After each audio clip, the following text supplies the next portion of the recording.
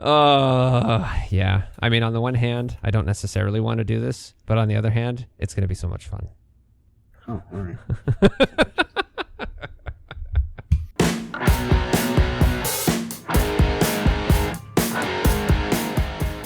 Welcome back to Poutine Politics, Canadian issues served with cheese curds. My name's Adam. My name's Mike. And in case you weren't aware, there is an election coming next month.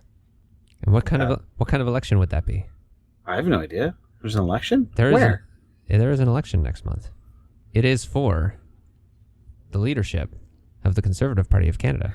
Oh, Jesus Murphy. Can I care less about this? Is there a topic you could have brought up that I could care less about? Baseball. No. Baseball.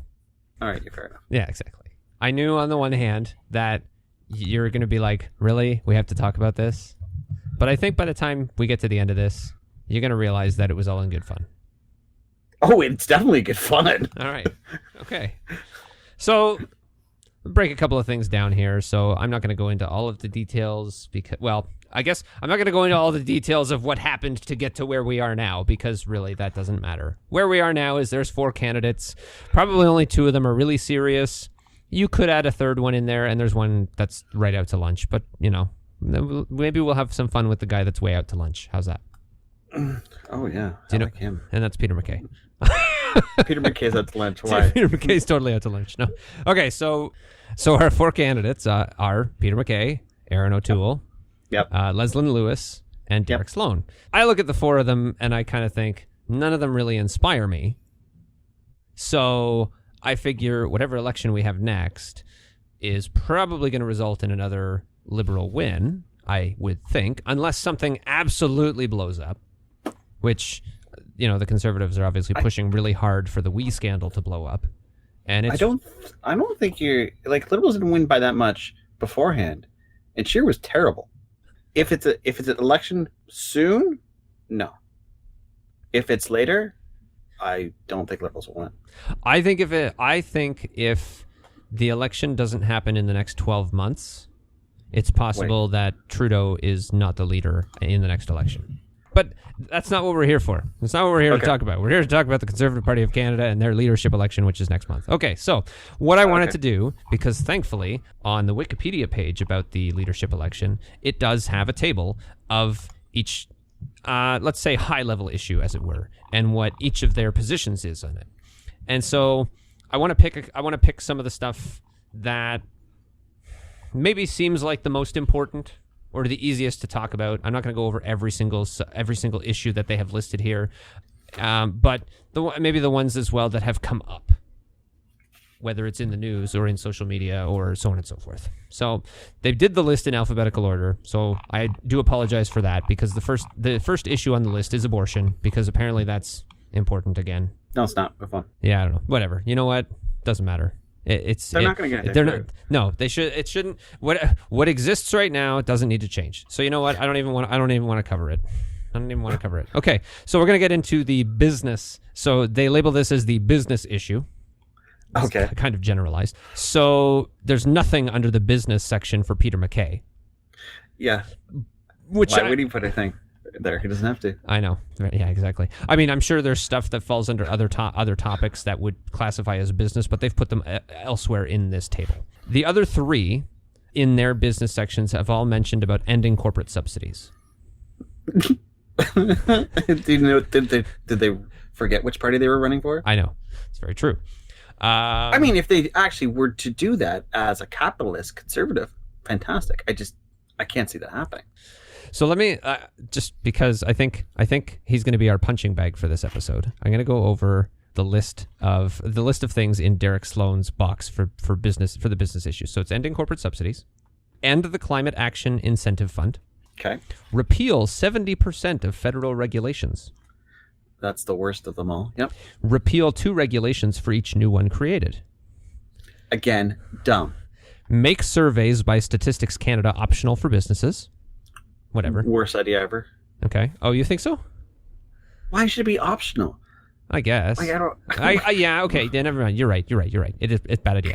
I don't know. But okay, let's talk about regulations. Just for everybody knows, regulations aren't what politicians say that they are. Regulations are safety rules or rules to protect people. Yes. That's what regulation is. So when they say, I want to remove a regulation, they mean I want to remove something that was created to protect something, either a person or something else like that. Yeah. So now, are all regulations perfect? No. No. But they were there for a reason. Well, here's a great regulation that businesses would love to get rid of that employee would. To do with hazardous chemicals. Right. You have the right to refuse to work in a hazardous environment. If you think that your environment is unsafe, you can say, no, boss, shove it. I don't feel that this is safe, so I'm not going to work into it until you can prove to me that it is safe. Okay. That's a regulation. That's the thing that a business would be like, I don't want them to do that. I don't want my employee to say no to me. I want an employee to do whatever I tell them to do. Right. Because employees are replaceable. It's the nature of the business, right? You can replace employees. This terrible way of looking at it, but it's true. Please understand, people really need to learn what regulations are. They're not business handicaps. They're safety measures and protocols to help employees and to keep the world safe. So dumping regulations, toxic regulations, like you can't pollute waters just because you don't want to pay for it. Yeah, like look at everything look at everything that's been going on in the States for the last 3.5 years with like the EPA, right? Yeah, Flint, Michigan. That's all I need to say.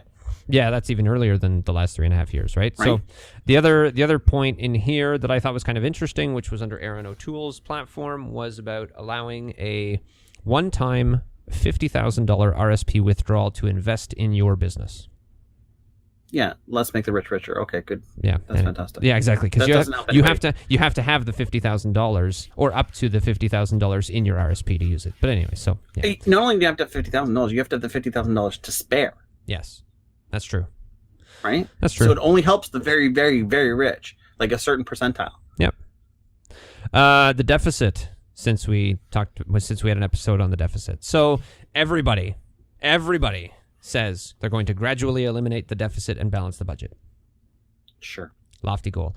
Now, Erin O'Toole has said that he's going to implement a pay-as-you-go rule, which essentially means that he's going to balance the budget, and then from that point forward, in order for there to be any new spending, the money has to be available, which to me means one of two things, as we talked about in our deficit and debt episode. Means either you're cutting spending somewhere else or you're increasing taxes.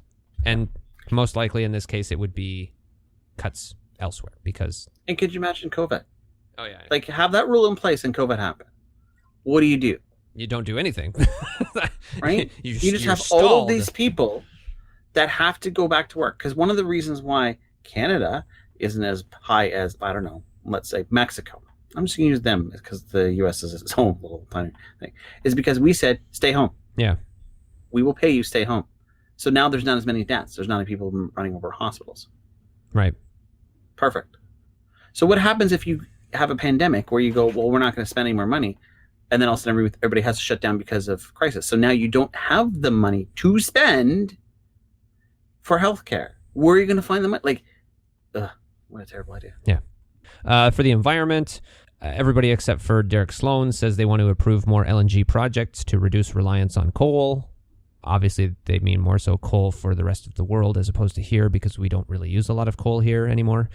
Leslyn Lewis says she's going to provide public funding and a tax credit to clean up orphan oil and gas wells. That sounds amazing. Sounds amazing?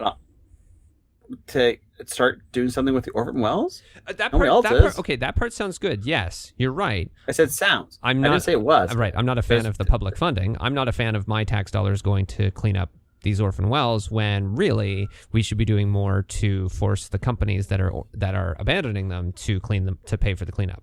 But that's really not going to happen. Oh, yeah. Good luck. Yeah. But for other things under the environment, Derek Sloan wants to defund the WWF. He wants to defund the Sierra Club, and he wants to defund the Climate Action Network. Good luck. Like, what kind of magic wand do you have that I don't have? Like, I'm going to defund this. I'm going to do this. You're going to defund the WWF? Listen, the WWF took on the WWE and won, so you're not going to win. Yeah, good luck with that. Okay? Yeah. The WWF is a powerful organization. Yes. It First word is world. Yes, exactly. Good luck. I'm not going to do squat. No. Firearms are our favorite topic. So it's easy. Yeah. It's the same thing as before. Yeah. I don't know why the legislation was put in the first place. It's dumb legislation.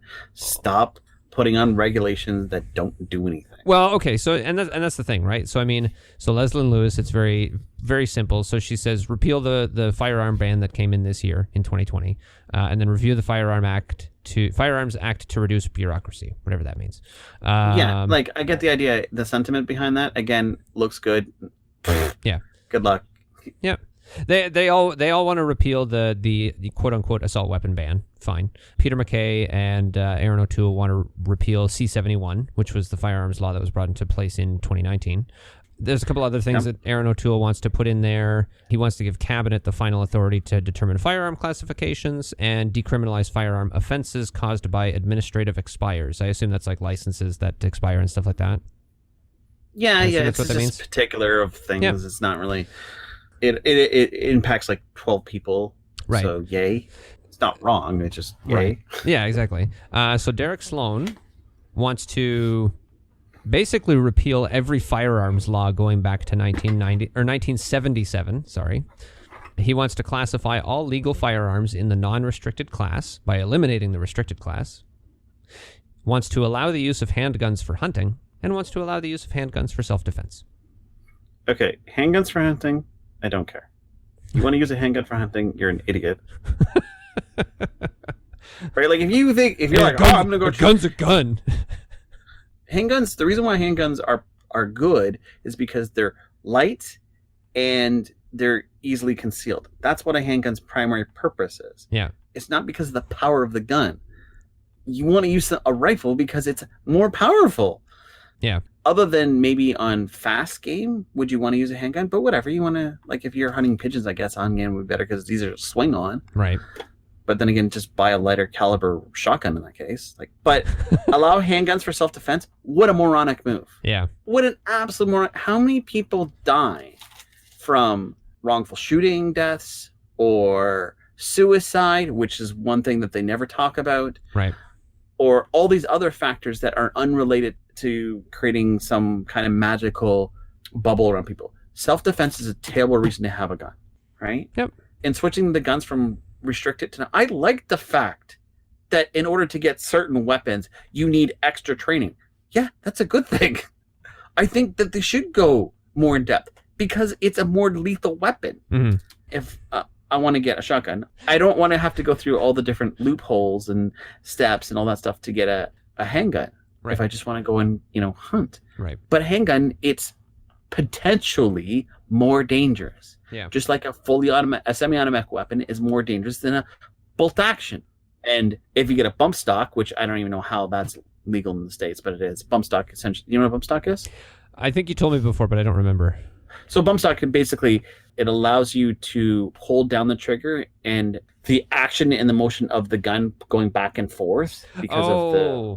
Okay. Yeah. Basically fires again. Yes. So it's almost fully automatic. Right. Okay. Yep. But it's not technically. Right. I do not want to have the gun rules in the U.S. brought to Canada. That's dumb.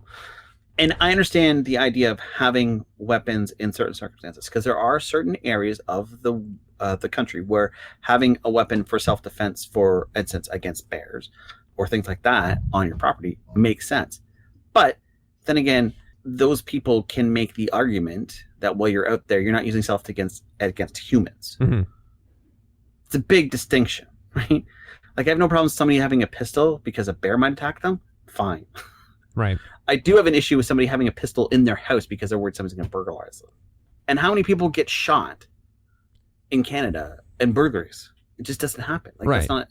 It's such an insignificant statistic. Well, and in a lot of cases, how many times is it that when there is some sort of shooting like that happens, that it's not even the quote-unquote criminal, as it were, that is the one that gets shot, but it's an innocent bystander. All right, rolling on.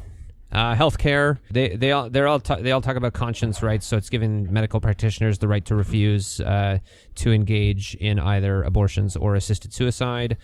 Peter Mackay mentions that he would allow trans people and LGBT to donate blood. Erin O'Toole. That should not be an issue anymore. No, it shouldn't. Absolutely. Erin O'Toole's spot here specifically just says allow homosexual men to donate blood. It doesn't mention anything about other LGBTQ people, but you're right. It's like that shouldn't be an issue. I'll give Erin O'Toole the benefit of the doubt that he may have been responding to something in particular. Right.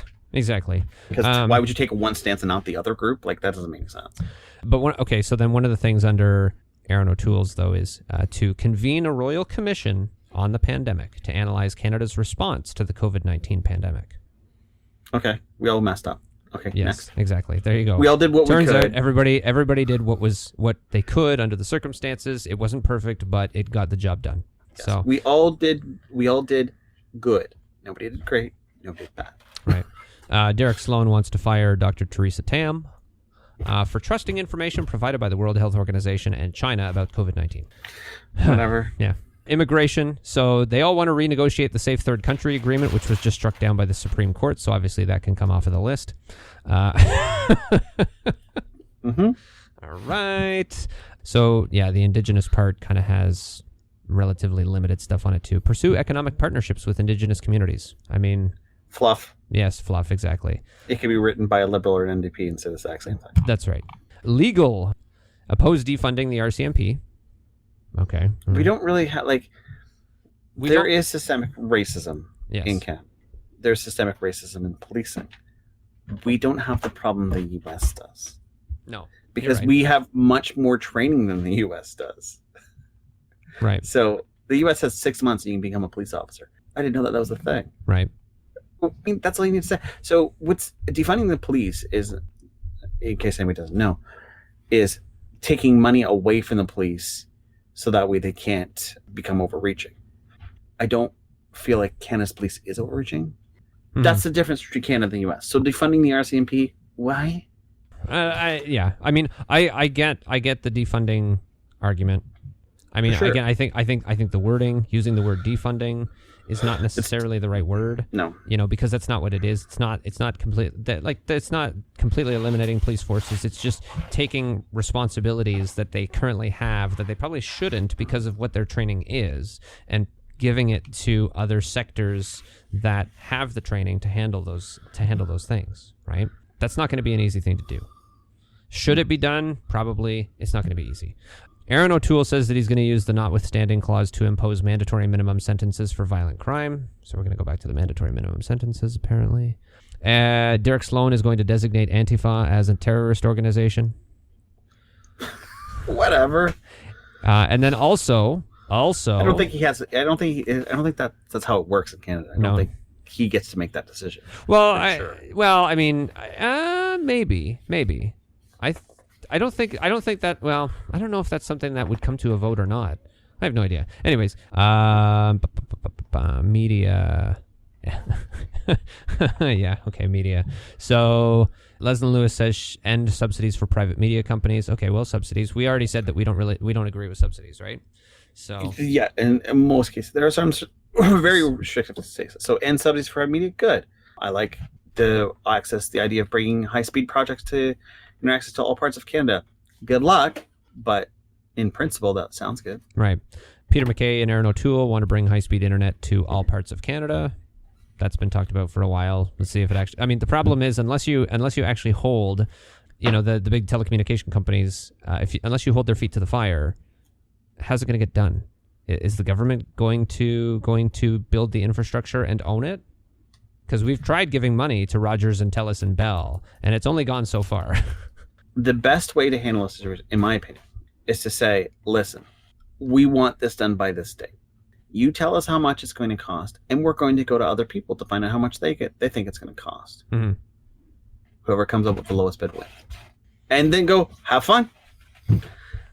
Right? Because then it's not up to the government to figure out how to do it. Nope, it's up to them. And if they don't meet certain criteria, or regulations as they're called, then they can be fined, and they should be fined heavily if they're delayed or whatever the case may be. If they go, well, we can't do it, that's not my problem, right?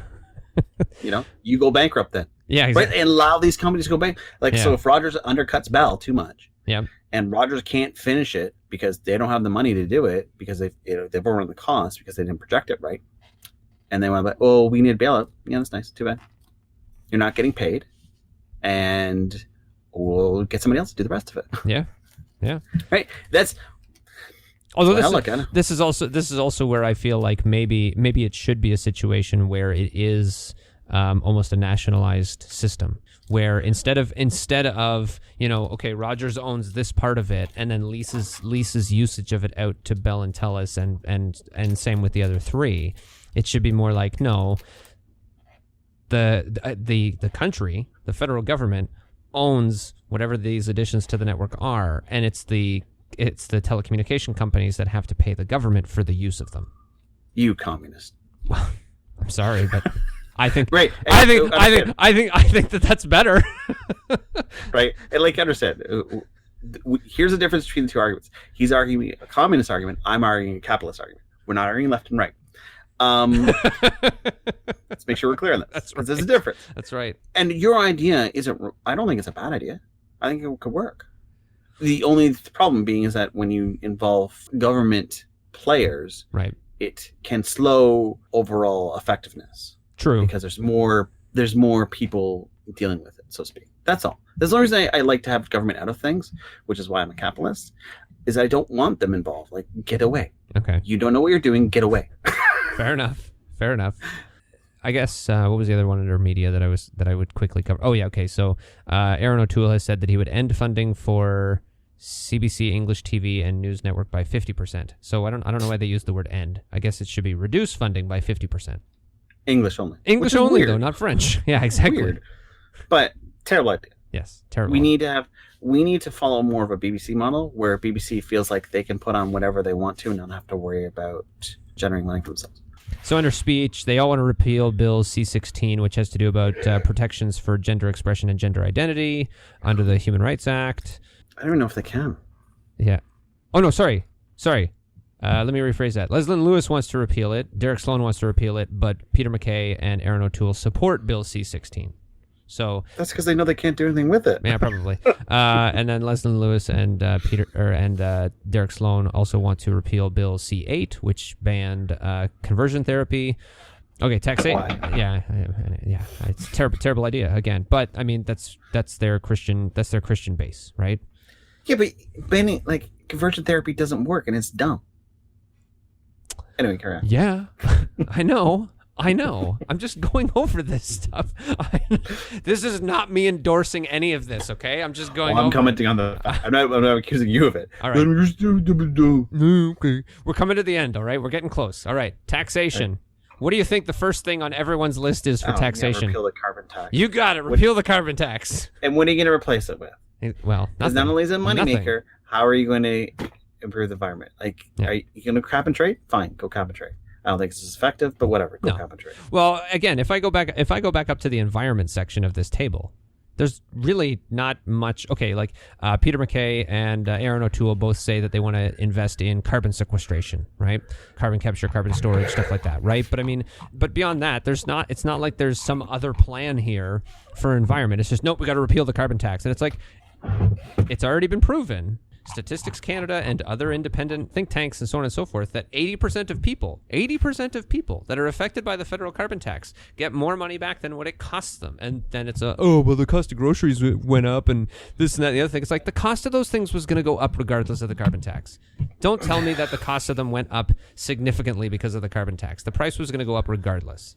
And it's easily the most capitalistic way of looking at it. Right. To deal with deal with the environment, the most capitalistic way of doing it, right wing, if you want to call it, is to do a carbon tax. Right. You morons. Right.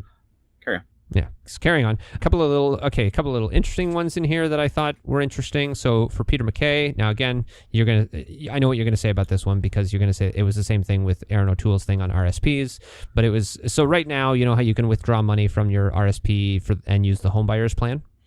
Yep. And the idea is that you can withdraw money, use it for your down payment, and then you have to pay it back over so many years.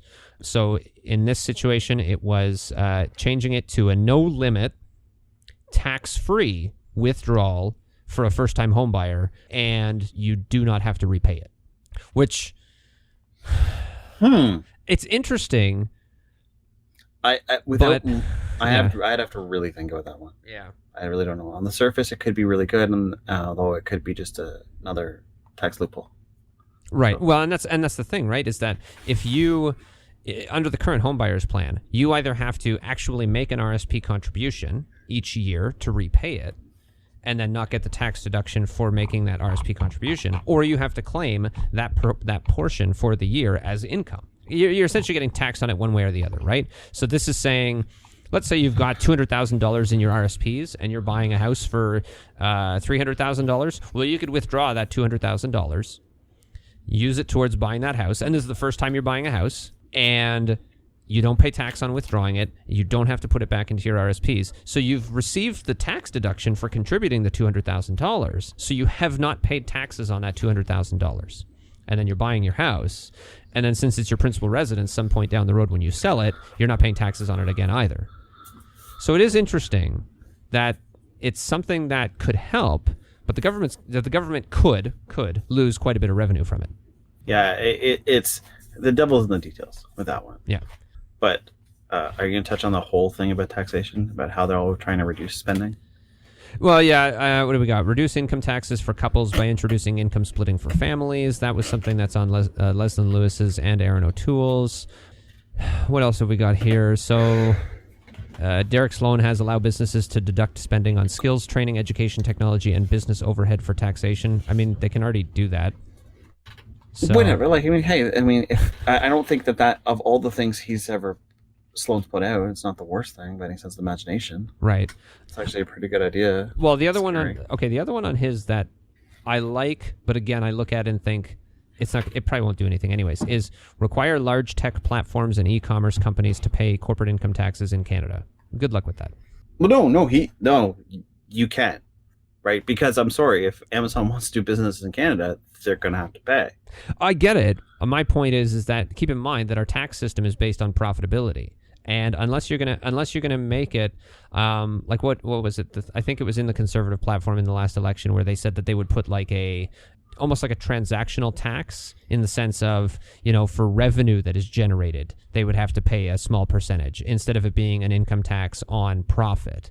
So if you're going to do it in that way, where it's, they're paying a small percentage of the overall revenue generated in the country, fine. But if it's going to be an income tax, they're just going to do what they usually do and say, oh, well, the subsidiary in Canada didn't make any money because they paid it all to the subsidiary in the Isle of Man for services. That doesn't happen. No, not at all. Panama Papers. Okay. Yeah. Okay. You didn't touch on the fact that they're all trying to reduce taxes at the same time they're trying to balance the budget. Well, okay, yes, I guess you're right. That's true. I mean, yes. How does that work? No, exactly. It doesn't. Well, math doesn't work. The math works because what's not included in this list is the services that they're going to cut. Because if they put that into their platforms, it wouldn't look quite as good, right? This is where we need good news coverage, and we don't get it. No, exactly. They all want to ban Huawei from 5G. Yeah. Huawei, yeah. We should ban Huawei. Like, I don't even understand why this is an issue. Like, people are like, when TikTok was all about, I never downloaded TikTok, and it's because of how bad it is, right? Like, the Chinese government does not care if they violate all of Canada's rules. Right. Okay. They don't. So as much as Huawei wants to say, oh no, we're going to follow it all, what happens if they decide tomorrow not to? Right. We can't do anything against them. We have no leverage. Goodbye. No, it's true. Okay, I think that was basically everything I wanted to cover. Yeah. So, the question I have for you is this. Yeah. Based on this information, of the four, who would you most likely vote for? Mackay, it's not even close. Okay, explain. Because he's not crazy. Well, like some of the stuff I see Lewis, Sloan, and O'Toole do, I'm like, what? What are you doing? Right. Okay. Sloan's out. Like, let's be real. Sloan's out of it there automatic. Like, goodbye. Okay. Don't even start with me. But O'Toole's trying to rile up the fascist wing of the Conservative Party because they want to take Canada back. Yeah, whatever. Yeah. And I call it fascist now because I'm tired of calling it like as if they're right wing. No, you're fascist. And I just don't know what Miss Lewis is trying to do. Like, I don't get it. Right. Like, a lot of the stuff is just, I'm going to do that. Okay, great. I mean, I'd be willing to vote for Lewis. Right. I'll say it that way, as opposed to Mackay. But she wants to repeal Bill C-16, whereas McKay's in favor of it. Right. That's enough for me. I mean, there's other things that Lewis does that's good, but yeah, it's a no-brainer. Well, and I mean, that looking at some of it, and I think I'm in the same boat as you, in the sense that Mackay is. I feel like Mackay is most likely going to win unless there is enough support from the social conservative side of the picture that. Let's say if it ends up between Peter Mackay and Erin O'Toole, that do the majority of the voters for Leslyn Lewis and Derek Sloan have Erin O'Toole as their second choice, right? If that happens, that's where I could see Erin O'Toole becoming the leader of the party over Peter Mackay. And you're, I mean, I have to admit there were certainly some things in Leslyn Lewis's platform that I was like, well, this seems interesting, and it's something that I could possibly vote for. But then, we've talked about abortion before, not on the podcast, but the whole pro-life thing, I'm just like, okay, you know what? Women make the choice. Let the women. Well, anyways, we're not going to go down that road. We don't need to go down there. But then, the whole conversion, the conversion therapy thing, and like there were certain things that it's like, okay, I know that that's from kind of your religious side of things, and I'm not a religious person whatsoever. And so when I look at that kind of stuff, I'm kind of like, ugh, why are we talking? Why is this here? So, and also she said that no mandatory vaccinations. Yeah, so did Derek Sloan. That's right, no mandatory vaccinations. I'm like, you need to go. Yeah. Because I'm sorry, if you have people that are immunocompromised, yeah, and you don't have vaccinations, that means they can get sick because that person didn't get vaccinated. The best statement in the world is, even if vaccines cause autism, what they don't, you should still do them. Right. Hand over fist. Yeah. Because you don't have to worry about kids growing up with an iron lung. That's right. Yep. Yeah, well, the percentage of people they cover in comparison to the percentage of people that have what's called vaccination injuries, right? Obviously, it far outweighs. Well, no, I mean the benefits far outweigh the negatives. Far outweigh. It's not even close. Not even close. Okay, so you might be wondering why I wanted to cover this topic. Yeah, I'm curious. Okay, a few months ago. Especially because when you're in lockdown, you start doing some crazy things, maybe.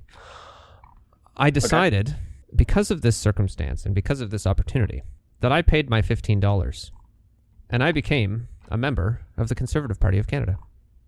Oh, you joined us, did you? Fantastic. I did. I don't even have a membership. Only for 1 year. I only paid the 1 year membership, and I'm sure they're going to send me a whole bunch of mail next year that's like, oh, you got to pay your membership and you got to come back, and I'll be like, no. This was very specifically like a social experiment is not the right term for it, but whatever. For lack of a better term, that's what I'm going to call it. A little bit of a social experiment. So, because I registered on time, I have in my hand right now a ballot for the leadership election for the Conservative Party of Canada. So what I thought I would do is I thought I'd fill it out while we're talking. Based on our discussion that we had. But then I'd be influencing your vote that you already knew you were going to... Exactly. That I already knew who I was going to vote for. No, don't do it. I can't. I have too much to live for. So I think based on the conversation here, part of me, when I got this ballot, was like, you know what? I wanted to be really funny, and I wanted to say, you know what? I think my first choice is going to be Derek Sloan. And then I realized that I can't do that. In good conscience, I can't do that. So leave him off the ballot. So in this, yeah, exactly. It's like normally under these circumstances, he would be my fourth choice. Now it does say fill in no more than one oval per candidate. You don't have to. A ballot is valid if at least one candidate is selected. So I don't even have to select him. So he's not going to get an oval at all. Which leaves me with the other three choices. Yeah. Which I think you're right. I think Peter Mackay would definitely be the first choice. But it was kind of that difficult decision between the other two. Unless you don't want Peter Mackay to run against Trudeau, because you're worried that he might actually win. See, now I got you thinking. No, you know what? I still think even at this point that if the election, let's say if an election happened in the fall, because the two of them in particular, Mackay and O'Toole, have been saying that if they become the leader, that they're going to push for an election in the fall. And you look at the situation as it is right now, and if they try to push an election in the fall, they'll lose. Yeah, absolutely. Right. You're right. So it's like, what are you doing? If they decide we're trying to recover from a pandemic, go away. Right. And if they decide to wait till next year, maybe they have a better chance of winning. But I'm still of the mindset that I don't know if Trudeau is going to be the leader after the end of this year. That's very distinctly true.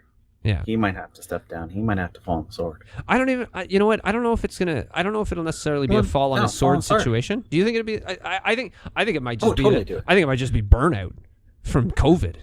Might be. But what I'm saying is that if the Liberal Party plays it smart and they want to keep in power for longer, they pull a McGuinty win situation, right? Where they let McGuinty fall on the sword, took all the heat, and then let Wynne come in and be this thing, and then they got more years in power that they wouldn't have gotten otherwise. Right. So if they do that, for sure. Depends on how angry people are at Ford too, right? Because Ontario decides election. Generally speaking, yes, almost entirely. Well, actually, almost entirely. You're right. When's the last time we had? Right. Yeah, I know. So, sorry, if everybody's angry at Ford, then the Liberals have a better chance. Right. If everybody's happy with Ford, then the Liberals have less of a chance. It's still a 50-50 coin flip. And I think Mackay will realize that. Oh, yeah. Sorry. I'm not. I'm assuming Mackay wins. Assuming Mackay wins. Right. Okay.